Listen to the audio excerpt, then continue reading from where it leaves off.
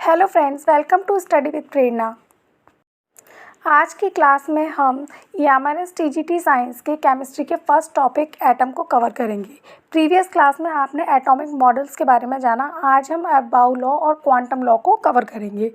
तो फर्स्ट हम previous class में जैसा कि आपने पढ़ा था सोमरफेल्ड लॉ के अकॉर्डिंग कि एनर्जी सेल जो होते हैं वो सब एनर्जी सेल से मिलकर के बने होते हैं जिनमें इलेक्ट्रॉन सेटल होते हैं और वो सब एनर्जी सेल होते हैं SPDF। अब हम SPDF में इलेक्ट्रॉन किस तरीके से सेटल होते हैं वो अबाउ लॉ के थ्रू पढ़ेंगे। तो अबाउ लॉ हमें क्या बताता है, ये एग्ज़ाम के पॉइंट ऑफ व्यू से बहुत ही इंपॉर्टेंट है। अबाउ लॉ बताता है कि सब एनर्जी सेल में इलेक्ट्रॉन जो है वो बढ़ती हुई एनर्जी के साथ प्रेजेंट होते हैं। इट मीन्स जैसे जैसे एनर्जी के सेल्स बढ़ते जाते हैं उस तरीके से इलेक्ट्रॉन जो है उसमें सेटल होते हैं। जैसे कि एस का जो सब एनर्जी सेल है उसमें मैक्सिमम 2 इलेक्ट्रॉन रह सकते हैं और जो P का सब एनर्जी सेल है उसमें मैक्सिमम 6 इलेक्ट्रॉन रह सकते हैं और D सब एनर्जी सेल में मैक्सिमम 10 इलेक्ट्रॉन और F में 14 इलेक्ट्रॉन रह सकते हैं। और जैसा कि आपको स्क्रीन पे शो हो रहा है N1 N2 N3 N4 N5 N6 N7। तो सबसे पहले जो इलेक्ट्रॉन जो है वो सबसे पहले 1s में आता है। 1s का फिल होने के बाद वो 2s में जाता है और जब 2s भी पूरा सब एनर्जी सेल फिल हो जाता है देन वो 2p में जाता है, फिर 3s में, इसी तरीके से वो पूरा 7p तक फिल होता है। अब हम बात करते हैं सब एनर्जी सेल की, S की। एस का जो नेम होता है, एस का नेम शार्प होता है और इसकी जो शेप है वो स्फेरिकल शेप होती है। और एस सब एनर्जी सेल में एक ऑर्बिटल होता है जिसमें मैक्सिमम 2 इलेक्ट्रॉन रह सकते हैं और हम इसको रिप्रेजेंट करते हैं जैसा आप स्क्रीन पे देख रहे हैं एस की पावर 2 यानी कि S2 से। नेक्स्ट है आपका पी सब एनर्जी सेल। तो पी सब एनर्जी सेल की जो शेप होती है वो डंबल शेप होती है एंड P फॉर प्रिंसिपल। इसमें जो नंबर ऑफ़ ऑर्बिटल्स होते हैं वो 3 होते हैं जिसमें मैक्सिमम 2 इलेक्ट्रॉन जो है वो रह सकते हैं, यानी कि एक ऑर्बिटल में मैक्सिमम 2 इलेक्ट्रॉन रह सकते हैं और 3 ऑर्बिटल में मैक्सिमम 6 इलेक्ट्रॉन रह सकते हैं और इसको हम P की पावर 6 यानी कि P6 से रिप्रेजेंट करते हैं। अब नेक्स्ट है फ्रेंड्स, जैसा कि आप देख रहे होंगे जो इलेक्ट्रॉन्स जो ऑर्बिटल में रहते हैं वो दोनों ही एक दूसरे की तरफ फेस करके नहीं रहती। अगर एक क्लॉकवाइज होता है तो दूसरा जो है वो एंटी क्लॉकवाइज होता है और जो इनका इलेक्ट्रॉन फिल होने का जो प्रोसीजर होता है वो भी इसी तरीके से होता है। जैसे कि पी सब शेल है जिसमें 3 ऑर्बिटल है और आपके पास नंबर ऑफ़ इलेक्ट्रॉन जो है वो 6 हैं। तो पहले 1 क्लॉकवाइज जो है एक इलेक्ट्रॉन में फिल होता है, एक ऑर्बिटल में इलेक्ट्रॉन फिल होता है एक, then next anti clockwise fill होना स्टार्ट होता है। अब हम बात करेंगे डी सब सेल की।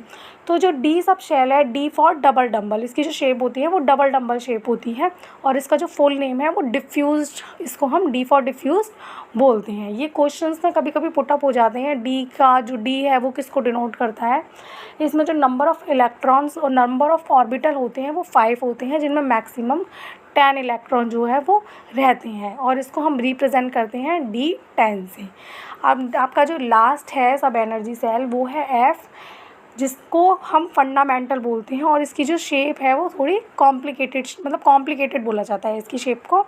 इसका जो नंबर ऑफ़ ऑर्बिटल 7 है, इसमें 7 ऑर्बिटल होते हैं जिसमें मैक्सिमम 14 इलेक्ट्रॉन जो है वो रह सकते हैं और इसको जो हम रिप्रेजेंट करते हैं वो F की पावर 14 से रिप्रेजेंट करते हैं। तो ऑर्बिटल में इलेक्ट्रॉन रिवॉल्व होते हैं। एक ऑर्बिटल में जैसा मैंने आपको बताया कि इलेक्ट्रॉन पहले क्लॉकवाइज फिल होता है, उसके बाद वो एंटी क्लॉकवाइज फिल होना स्टार्ट होते हैं। नेक्स्ट टॉपिक है हमारा quantum number. So what is quantum number? Quantum number वो नंबर होते हैं जिनसे हमें किसी भी एटम में इलेक्ट्रॉन की एनर्जी और उसकी पोजीशन का पता चलता है, वो क्वांटम नंबर होते हैं। तो 4 टाइप से क्वांटम नंबर होते हैं। फर्स्ट होता है प्रिंसिपल क्वांटम नंबर, सेकंड है एजीम्यूथल क्वांटम नंबर, थर्ड है मैग्नेटिक क्वांटम नंबर और फोर्थ है आपका स्पिन क्वांटम नंबर। तो जो प्रिंसिपल क्वांटम नंबर है इसको हम n से रिप्रेजेंट करते हैं। इससे क्या पता चलता है कि इलेक्ट्रॉन जो है वो न्यूक्लियस से कितने डिस्टेंस पर है, इलेक्ट्रॉन की एनर्जी और इलेक्ट्रॉन की क्या वेलोसिटी है, ये हमें प्रिंसिपल क्वांटम नंबर से पता चलता है। ठीक है, इलेक्ट्रॉन और सबसे मेन चीज़ जो पता चलती है वो ये पता चलती है कि इलेक्ट्रॉन किस एनर्जी सेल में है।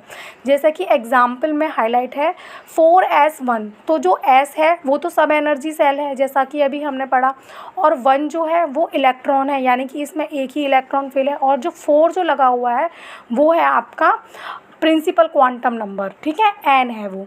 नेक्स्ट है आपका azimuthal quantum number. Azimuthal quantum number को हम l से रिप्रेजेंट करते हैं। इसमें क्या है, एसपीडीएफ की मैक्सिमम वैल्यू पता चलती है, मतलब एसपीडीएफ की मैक्सिमम वैल्यू 2, 6, 10, 14 होती है। तो s की जो 2 वैल्यू है उसमें l का मान हमेशा क्या रहता है, 0 रहता है।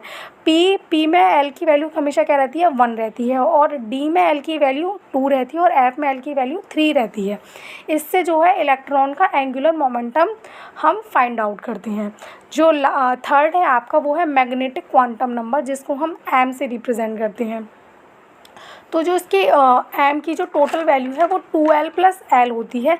इसमें l से लेकर के पॉजिटिव l तक सभी वैल्यूज़ इंक्लूड होती हैं। इससे इलेक्ट्रॉन के डायरेक्शन पता चलती है कि इलेक्ट्रॉन किस डायरेक्शन में घूम रहे हैं। नेक्स्ट है आपका स्पिन क्वांटम नंबर। इसको हम s से रिप्रेजेंट करते हैं, और इससे हम क्या फाइंड आउट करते हैं, इलेक्ट्रॉन आपका किस डायरेक्शन में घूम रहा है, इससे हम ये फाइंड आउट करते हैं। स्पिन मीन्स घूमना, तो इससे हम इलेक्ट्रॉन किस डायरेक्शन में रिवॉल्व हो रहा है यही पता चलता है। अगर इलेक्ट्रॉन क्लॉकवाइज रिवॉल्व होता है तो उसको हम +½ से रिप्रेजेंट करते हैं, और अगर इलेक्ट्रॉन जो है वो एंटी क्लॉकवाइज फिल होता है तो उसको हम -½ से रिप्रेजेंट करते हैं। तो फ्रेंड्स, आज हमने quantum number and aufbau law को कवर किया। आगे की वीडियो में भी हम इसी तरह सारे टॉपिक्स कवर करेंगे। If you like my video please share and subscribe.